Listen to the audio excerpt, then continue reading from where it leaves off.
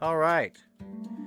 So, one thing I've been doing way better at is keeping an eye on these maps. First time through, couldn't find anything. And it probably would have helped with the Chain of Dogs stuff to at least keep an eye on some of the cities. I really didn't do a very good job with that. I did with some of the other books. I liked going to the maps and always knowing where things were, but for some reason, Seven Cities just was more of a mystery to me. Now there's a great map that I got made aware of that I have that up on my desktop, and sometimes I'll read in this room, and then it's just nice to have it up. And it has all the different, it's like a world map sort of thing. Although I assume there are other continents as well.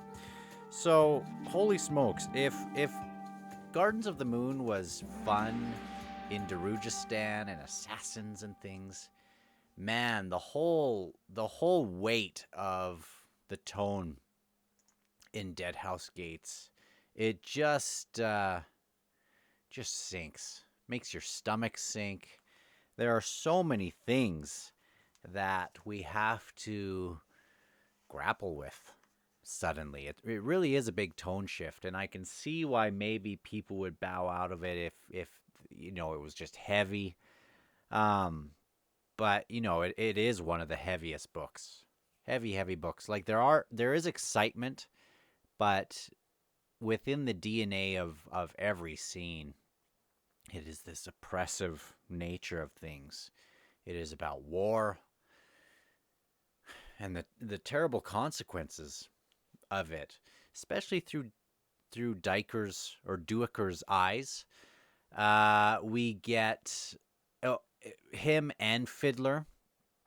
We get them kind of on the trail of these terrible things that are happening, and often to civilians.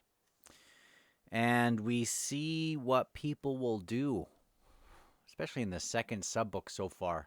What people will do in the face of that, and especially in the face of, if I look at Coltane and that whole group, in the face of these stinking nobles who aren't appreciative of any of it. So let me just open the book up, and we have some stuff to go over. Now, we have Bowden and Hiboric enacting their plan to get out of Skullcup, and with Duiker's assistance, and Felicen just kind of happens to be there at the right moment, and they get out of there, and they reach up with Gessler, Stormy, and Culp, who Culp had just left Duiker. And it's sort of funny, this whole thing where both groups are kind of in dire straits here, and they start to get chased by this rogue, warlock or whoever, which I can't remember who that maybe would be, but maybe I'll find out. Maybe it was obvious, but maybe I'll find out. We have the whole thing with Hiboric, Bowden, and Felicen before that, I believe. I guess it would have been before that, with the Jade statue. Seeing that, and Felicen finding out, finding Bowden's Talon, which I didn't really even know about the Talons at that point. I thought that meant he was a claw, I think, maybe the first time. I can't remember. I can't remember what I thought about that. But man, and this is going to be spoilers for the rest of the series, by the way, just in case you're watching that. I'm going to be speaking freely about this stuff. So the whole thing with them drawing down Fenner, even the second time, it was just as jarring and bizarre. And it's a little, anyway. The whole trio with Haboric, like all of them just suck. The three of these people just are terrible. I know we want to give Felicen an extra pass for she's been traumatized, but they've all been traumatized, and they all suck. And I don't want to get hated on, but Felicen makes some terrible decisions despite her trauma, and I think we can at least say that. Not saying we don't feel for her and stuff, but man, she still makes some terrible decisions at times, and she's been through a lot though. So I guess I'll leave it at that, so I don't get canceled for Felicen hate. But sometimes I do think, oh, dude, Felicen, what are you doing? So we had Duiker that sent Culp, and they get kind of all they get pulled into that. So they get pulled into the nascent, which has been something that I've been really looking forward to, and that, as we know, is at least one aspect of the shattered Warren Kurald Ghislaine, right? That's the gray one, the shadow one. So they are in there, and I know I did a video of the timelines, but up to this point, this is like the last, as far as I know, the last thing that kind of happens in the nascent chronologically, because we had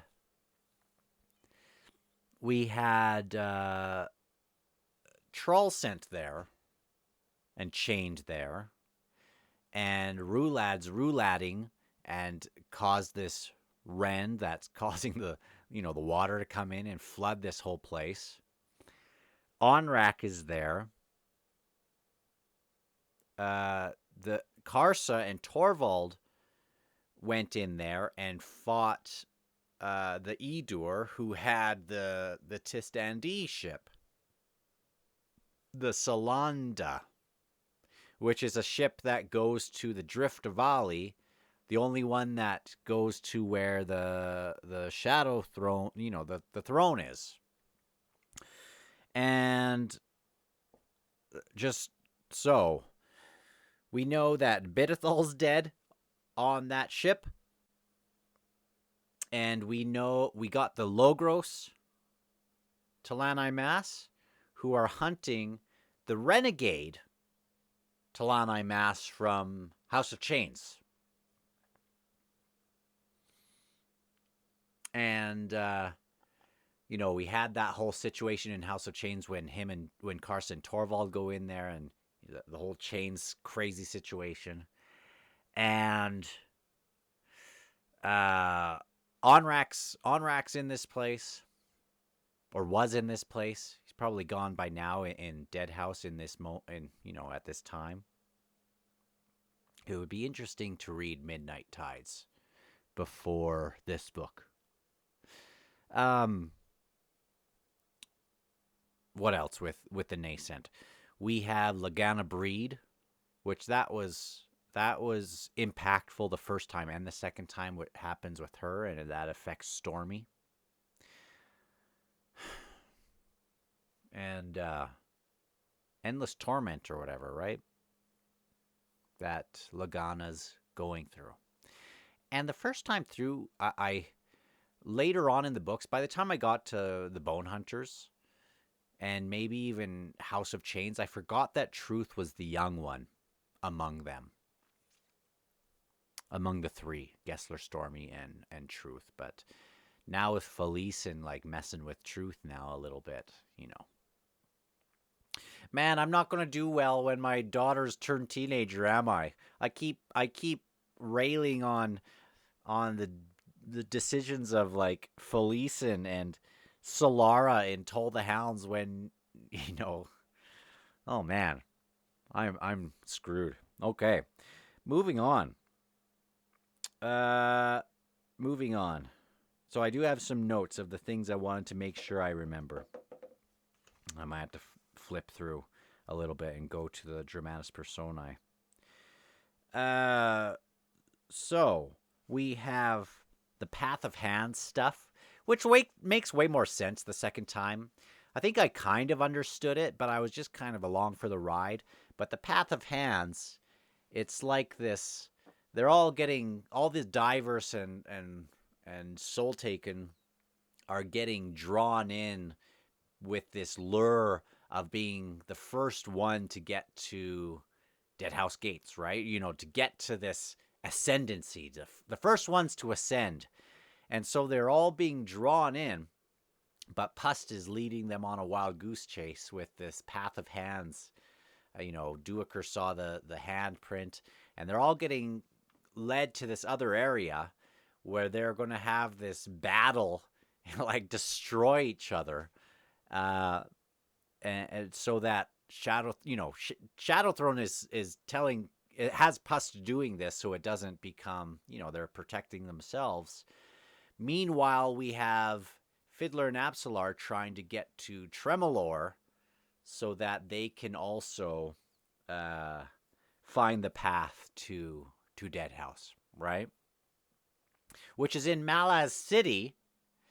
When we read Knight of Knives again, that's going to mean a little bit more to me. I was probably like 80% there my first way through Knight of Knives of kind of understanding the impact of what this meant, but it'll be so much more interesting the second time through. And I know that Knight of Knives was one of the more weak entries, probably.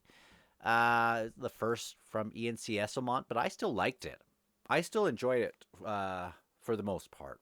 And it was quick and it wasn't too complex, so that was a nice change of pace, but that's something I'm really looking forward to.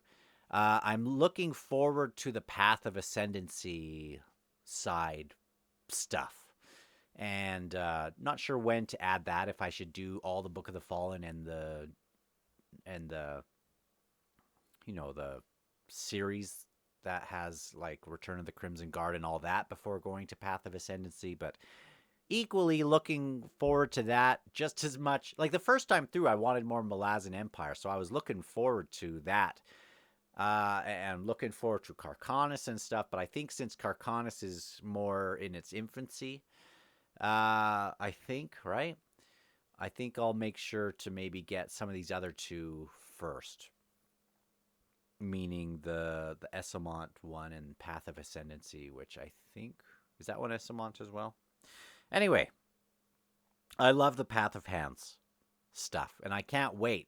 I can't wait for the conclusion of that part of this book. I'm really, really liking it. We had Coltane, we had Duiker showing up kind of in the trail of all this terrible stuff that's going on, and he has to play catch up with Coltane, which is super interesting. We get more of this battle at the bridge. The crossing is one of the best parts, or one of the parts that really sticks with you when you think of Deadhouse Gates, I think, and just how smart the planning was for all this. It looks like it's just going to be a mess. Duiker thinks it's going to be a mess. The nobles are all outraged that they don't get to cross first, but it would have just been a mess. And even after, they don't show much. One of the nobles seems to care about the servants who went missing or were killed, but the other one's just a jerk, just a terrible person. Like, who's going to prepare my meals? Imagine going through all this for, doing your duty for people like that. It would be, I guess you'd still do it, but it would be a tough thing to do. I love the stuff with Callum. I'm so sorry that Callum is 49. He's so much cooler than my top, than being my 49th favorite character. In retrospect, he has some of the coolest stuff. And especially, he's getting pursued by Lestara. He has this this demon with him with the one eye who like eats cattle and and he meets he meets Minala and her brother-in-law Keneb, Fist Keneb, and discovers that there is a traitor in Pormqual's midst, who we know is this Gistal priest, Malik Rel, right? Which I still don't really understand what a Gistal priest is. I don't know if that is like if Gistal is like a classification of a priest, like a fallen priest of any type, or if Gistal is a certain thing that they're up to, like a shadow priest. But I don't recall. I don't recall really what that means. I've heard the name a few times in the series, but that's one of the things that really went over my head that I'll keep my eye on. If it should be obvious by now, maybe whatever, let me know, I guess, maybe. But if it's something that I'll find out in other books or whatever, then so be it. But I can't really remember what that means. We get a lot of suffering and compassion as a theme in this second book, but also the second sub-book, which I'm really looking forward to. So we are now, I took my bookmark out. Whoopsies. So we are now on page 381, starting chapter 11, right smack halfway through the book. Do you guys like this book? Which does I know one person who has this as their favorite book. I wonder what other people think. Oh, and we have an epigraph from Bidethal, which says, "When the sands danced blind, she emerged from the face of a raging goddess." All right, yeah, we who is it that figures Haboric? That figures that Shaik is dead, but is going to be reborn. Shoot, who had that conversation? Did I even write that down? I don't remember. So anyway, we also the Pust's servant guy. That is Absalar's dad, right? So I remember that part. It took me a while. I was thinking, like, as soon as we got the servant, the first time through, in subbook 1, it was like a light bulb that this guy is significant, and it took me a while before I finally remembered what was going on with that. So looking forward to the Chain of Dogs part of this aspect, which is subbook 3. And then, what is the last subbook called? Deadhouse Gates. So looking so forward to it. I could see myself equally enjoying maybe going to Night of Knives after this, but I think I'm going to wait till Midnight Tides. I'm assuming I'm going to go right into Memories of Ice after this. Probably wouldn't be awful to just go right into House of Chains, keep things sort of fresh, and then go into Midnight Tides or go into Memories of Ice. But we'll see. We'll see. So talk to you guys soon, whenever that's going to be. I assume it will be rather quickly as I'm starting to fly through this. So bye-bye.